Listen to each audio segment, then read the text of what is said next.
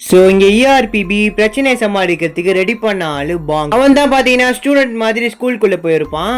இவர் தான் புதுசாக இங்கே வந்திருக்க டிரான்ஸ்போர்ட் ஸ்டூடெண்ட். அதுக்கப்புறம் பாங்க அவரை பற்றி இன்ட்ரடியூஸ் பண்ணிக்கிட்டு டீச்சரும் உங்களோட பிளேஸில் போய் உட்காந்துருங்க அப்படின்ற மாதிரி சொல்லுவாங்க. அதுக்கப்புறம் பாங்கும் வந்த உடனே அவனோட வேலையை பார்க்க ஆரம்பிச்சிடுறான். அவனோட கண்ணாடியில் இருக்க கேமரா மூலியமா எல்லாத்தையுமே அவன் வீடியோ எடுக்க பார்த்தா ஸ்கூலில் இருக்கவங்க எல்லாருமே அந்த சியாங் விளையாண்ட கேமை தான் விளையாண்டுட்டு இருக்காங்க. இல்லை சில பேர் தோக்குறாங்க, சில பேர் ஜெயிக்கிறாங்க. நம்ம பாங்கு ஒண்ணு புரியாம எல்லாத்தையுமே வேடிக்கை பார்த்துட்டு இருப்போம். இந்த கேம் விளையாண்டு தோத்தவங்க முக்காவாசி பேர் இங்க இருக்காங்க. அங்க இருந்து எல்லா இன்ஃபர்மேஷனும் கலெக்ட் பண்ணிட்டு வந்து நம்ம இஆர்பிபி கிட்ட சொல்ல கிம் பாத்தீங்கன்னா இந்த ஒரு விளையாட்டை 9 வயசுல இருந்தே விளையாட ஆரம்பிக்கிறாங்க. இந்த ஒரு விளையாட்டு பசங்க மூலியமா தான் ஆரம்பிக்குது. அது மட்டும் இல்லாம கடன் வச்சவங்க முக்காவாசி பேர் இருக்காங்க. அதோட லிஸ்ட் எல்லாம் இங்க வச்சிருக்கேன் அப்படின்ற மாதிரி கிம் சொல்லுவாங்க. அதுக்கப்புறம் எல்லாத்தையுமே முடிச்சிருங்க அப்படின்ட்டு கல்வித்துறை அமைச்சர் கிளம்பி போயிடுவாரு. இப்ப பாங்கு திரும்ப கிளாஸ்ல உட்காந்துட்டு இருக்கும் போது அப்ப கிளாஸ்ல ஒரு பையன் பாத்தீங்கன்னா அந்த ஒரு கேம் விளையாண்டு இருப்பான். அதுல விளையாண்டு ரொம்ப பெரிய அமௌண்ட்டை ஜெயிச்சிருப்பான். பார்த்து சுத்தி இருக்கவங்க எல்லாருமே ரொம்பவே சந்தோஷப்படுறாங்க. அதுக்கப்புறம் அங்க இருக்கவங்க எல்லார்கிட்டயுமே இன்னைக்கு நைட்டு டின்னரு என்னோட காசுல தான் அப்படின்ட்டு அங்க இருக்கவங்க எல்லார்கிட்டயுமே சொல்லுவான். சோ அதுல நம்மளோட பாங்கியுமே கூட்டிருப்பாங்க. அங்க போய் போனை வச்சுட்டு சாப்பிடுவாங்கன்னு பார்த்தா கேமை தான் விளையாண்டு இருக்காங்க. அங்கேயும் போய் ஒருத்தவன் பெரிய அமௌண்ட்டா ஜெயிக்க அப்போ நம்மளோட பாங்குக்கும் இந்த ஒரு கேமை விளையாடணும்னு சொல்லி ஆசை வந்துருது. அப்போ ஒரு பையன் கிட்ட இந்த ஒரு கேமை எப்படி விளையாடணும்னு சொல்லி எனக்கு சொல்லி கொடுன்ற மாதிரி கேட்க அதுக்கு அவனும் இந்த ஒரு கேமை இப்படிதான் விளையாடணும்ன்ற மாதிரி காட்டுறான்.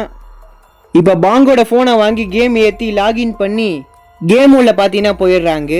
இப்போ வெல்கம் போனஸ்க்காக காசு கொடுத்துருக்காங்க, அதை வச்சு இப்போ விளையாடலான்ற மாதிரி சொல்ல ஸோ கேமோட ஃபர்ஸ்ட்ல ஹெட்டா ட்ரைலான்னு ஒன்று இருக்கும். ஸோ எதாவது ஒன்று அதில் சூஸ் பண்ணும். அப்போ அங்கே உக்காந்துட்டு இருக்கவங்களாம் எதாவது ஒன்று சூஸ் பண்ணுன்ற மாதிரி சொல்ல நம்மளோட பாங்கும் பார்த்தீங்கன்னா ஹெட்டை சூஸ் பண்ணுவான். அதான் அவன் ஃபர்ஸ்ட் கேம்லேயே ஜெயிச்சிடுறான். இப்போ அங்கே உட்காந்துட்டு இருக்கவங்கிட்டையும் பாருங்கடா இவன் ஃபர்ஸ்ட் கேம்லேயே ஜெயிச்சிடுறான் அப்படின்ட்டு சொல்லி பேசிட்டு இருக்க. ஸோ இது எல்லாத்தையுமே பார்த்தீங்கன்னா அவனோட கேமரா மூலியமாக ரெக்கார்ட் பண்ணியிருப்பான். அதை நம்ம ஹீரோ கிட்டையும் கிம் கிட்டையும் பார்த்தீங்கன்னா போட்டு காட்ட ஸோ பாங்கும் தேடி கண்டுபிடிச்சி சில இன்ஃபர்மேஷன் தான் கலெக்ட் பண்ணியிருப்பான். அது எல்லாத்தையுமே நம்ம ஹீரோ கிட்டையும் கிம் கிட்டையும் பார்த்தீங்கன்னா சொல்லி காட்ட இப்போ கிம்மும் நம்மளோட ரூல்ஸ் படி இப்போ பாங் பணத்தை தோக்கிறது தானே, அதுக்கு பாங்கும் இந்த ஒரு கேமில் பல கணக்கு ரூல்ஸ் எல்லாம் தெரிஞ்சுக்கிட்டா இந்த ஒரு கேமில் தோக்கவே முடியாது அப்படின்ட்டு நம்ம ஹீரோ கிட்ட சொல்லுவான்.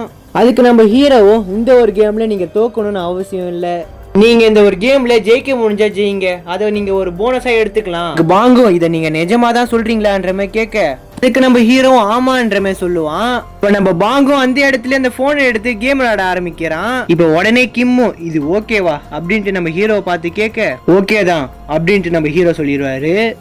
ஸோ அன்னைக்கு நைட்டு நம்ம பாங்கும் வீட்டில் போய் தூக்கத்துலையும் பார்த்தீங்கன்னா அந்த ஒரு கேம் தான் இவன் மண்டையில ஓடிட்டு இருக்குது.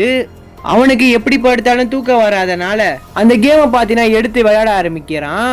விளையாண்ட உடனே இவனுக்கு லெக்க அடிக்கிற மாதிரி எல்லா கேம்லயும் பார்த்தீங்கன்னா ஜெயிக்க ஆரம்பிச்சிடுறான். அதுக்குள்ள பார்த்தீங்கன்னா இவனும் கொஞ்சம் கொஞ்சமா முழுக ஆரம்பிக்க ஸோ 4 மணி வரைக்கும் இந்த ஒரு கேமை பைத்தியமா விளையாடுறான்.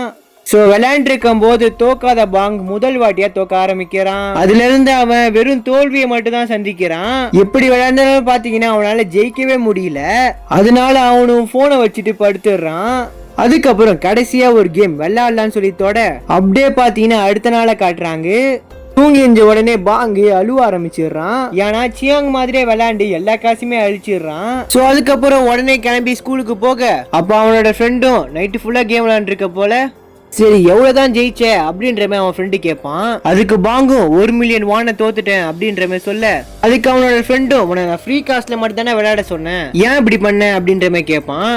அப்ப அவனோட ஃப்ரெண்டும் இனிமேட்டு நீ இப்படி விளையாண்டா சத்தியமா ஜெயிக்க மாட்டேன் அப்படின்ற மாதிரி நக்கலா சொல்லுவான். அதுக்கப்புறம் அவனும் மிராக்கல் பெட்டிங்கை பத்தி உனக்கு தெரியுமான்ற மாதிரி பாங் கிட்ட கேட்க அதுக்கு அவனும் பாத்தீங்கன்னா முழிச்சிட்டு இருப்பான். அது பாத்தீங்கன்னா காசு விடாம இருக்கிறதுக்கு இன்னொரு வழி.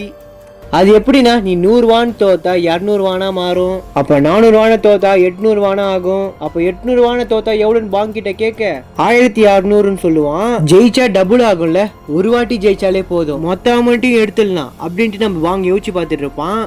எனக்கு இந்த ஏரியால இருக்கவங்க எல்லாருமே எனக்கு தெரியும், உனக்கு காசு தானே வேணும், நம்ம ஒருத்தரை மீட் பண்ணலாம் அப்படின்ட்டு பாங்க் கிட்ட சொல்லுவான். ஃபர்ஸ்ட் அவருக்கு போன் அடிச்சு எனக்கு கொஞ்சம் காசு வேணும் அப்படின்ற மாதிரி கேட்பான். இப்ப பாங்க் கிட்ட வந்து பேசிதான் முடிச்சிட்டேன், காசு தரேன்னு சொல்லிட்டாரு. ஆனா நீ ஒரு விஷயம் பண்ணும், உன்னோட பேரண்ட்ஸ் போன் நம்பரை கொடுக்கணும். அது எதுக்கு அப்படின்ற மாதிரி பாங்க் கேட்க அது வேற எதுக்கும் இல்ல, சும்மா ஃபார்மாலிட்டிக்கு தான். நான் சொன்னது புரிஞ்சிச்சுல, 100 வான் தோத்தா 200 வான். அதுக்கப்புறம் நம்ம பாங்கு போன் எடுத்து பார்க்கறான். பார்த்தா அவனோட அக்கௌண்ட்ல 8 லட்சம் வான் போட்டிருப்பாங்க. ஆனா நான் கேட்டது 1 மில்லியன் வான், ஆனா வந்தது 8 லட்சம் வான் தானே வந்திருக்கு. இதுக்கு பேரு வட்டிடா அப்படின்ட்டு பாங்க் கிட்ட சொல்லி புரிய வைப்பான். அப்படியே இந்த சைட்ல பார்த்தா நடந்தது எல்லாத்தையுமே கிம் கிட்டயும் நம்ம ஹீரோ கிட்டயும் பாத்தீங்கன்னா சொல்றான். ஒவ்வொரு நாளைக்கும் அதிகமா வட்டியை போட்டு என்னை ஏமாத்திட்டாங்க அப்படின்ட்டு அழுவ ஆரம்பிக்கிறான். இப்ப நம்ம ஹீரோவும் சரி வீடு பாத்துக்கலாம் அப்படின்ற மாதிரி சொல்லுவான்.